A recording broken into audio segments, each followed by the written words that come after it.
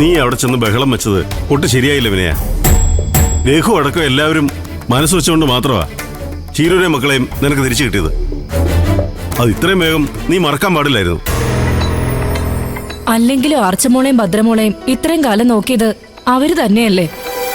നിന്റെ കുഞ്ഞുങ്ങളുടെ കാര്യത്തില് അവരെ ചോദ്യം ചെയ്യാൻ നിനക്ക് യാതൊരു യോഗ്യതയില്ല വിനയ.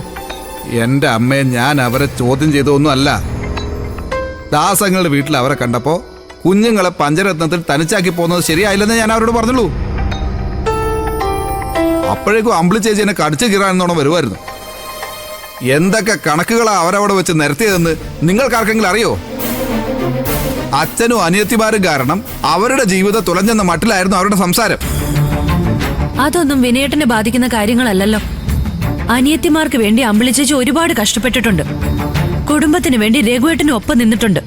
അതുകൊണ്ട് തന്നെ അവർക്കായിട്ടൊരു കുടുംബമോ ജീവിതമോ ഇതുവരെ ഉണ്ടായിട്ടില്ല. അങ്ങനെ നോക്കുമ്പോ അമ്പിളി ചേച്ചിക്ക് അച്ഛനോട് ഞങ്ങളോടുള്ള പ്രതിഷേധത്തിൽ കഴമ്പുണ്ട്. ചേച്ചി അങ്ങനെ ഒരു മാനസികാവസ്ഥയിൽ ഇരിക്കുമ്പോ വിനയേട്ടൻ പോയി മക്കളുടെ പേരിൽ അവരെ കുറ്റപ്പെടുത്താൻ പാടില്ലായിരുന്നു. എന്റെ ചീരു, ഞാൻ മനഃപൂർവ്വം വഴക്കുണ്ടാക്കണമെന്ന് വിചാരിച്ചതല്ല. നമ്മുടെ മക്കൾ അവിടെ സുഖമില്ലാതിരിക്കുന്നല്ലോ എന്ന് ഓർത്തപ്പോ രഘുവേട്ടനോടും അമ്പിളി ചേച്ചിയോടുള്ള ബന്ധത്തിന്റെ പുറത്ത് ഞാൻ എന്റെ പരിഭവം ഒന്ന് പറഞ്ഞുപോയി, അത്രേ ഉള്ളൂ. ഏതായാലും അതിന്റെ അവസാനം ഇങ്ങനെ ആയല്ലോ. ഇനി അതേപ്പറ്റി പറഞ്ഞിട്ട് കാര്യമില്ല. ഇതറിയുമ്പോ ഇനി സരോജിനി ആന്റിക്കും വിഷമം തോന്നും. ആർച്ചമോളെ ഭദ്രമോളെ ഏറ്റവും കരുതലോടെ നോക്കുന്നത് അവരാ. വിനയേട്ടൻ എല്ലാവരും വേദനിപ്പിച്ചു. സോറിയടോ, പറ്റിപ്പോയി. ഞാൻ പോയി എല്ലാവരോടും ക്ഷമ ചോദിച്ചോളാം, പോരെ? അതൊന്നും വേണ്ട. എന്നെ ഒന്നും പഞ്ചരത്നത്തിൽ കൊണ്ടുവിട്ടാ മതി. എന്റെ മക്കളെ ഞാൻ നോക്കിക്കോളാം. നീ അവിടെ പോയി നിക്കാനാ മോളെ? അതൊന്നും വേണ്ട മോളെ. വിനയൻ ഒരു തെറ്റുപറ്റി പോയതാ. അമ്പിളിക്ക് മനസ്സിലായില്ലെങ്കിലും വിനയൻ രഘുവിനോട് ക്ഷമ ചോദിച്ചാ അവനത് മനസ്സിലാവും. അതെ, ചീരുവിന് കുഞ്ഞുങ്ങളെ നോക്കണമെന്നുണ്ടെങ്കിൽ അവിടെ പോയി നിൽക്കണമെന്നില്ലല്ലോ. മക്കളെ എങ്ങോട്ട് കൂട്ടിക്കൊണ്ടു വന്നാലും പോരെ? അതൊന്നും വേണ്ട മാമ. പെട്ടെന്ന് പോയി മക്കളെ ഇങ്ങോട്ടേക്ക് കൂട്ടിക്കൊണ്ടുവന്നാ അത് കൂടുതൽ പ്രശ്നത്തിന് കാരണമാവും.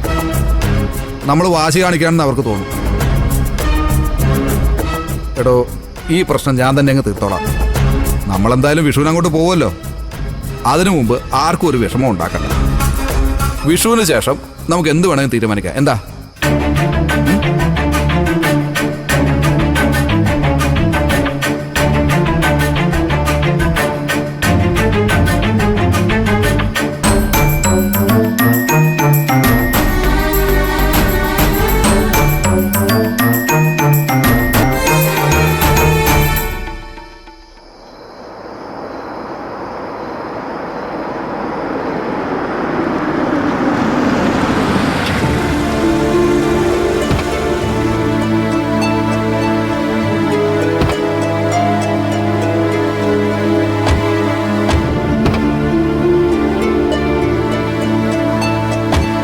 മോളിങ് താമ്പിളി, ഞാൻ എടുത്തോളാം.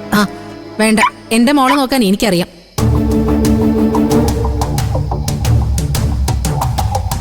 അമ്പിളിക്ക് എന്ത് പറ്റി രഘു?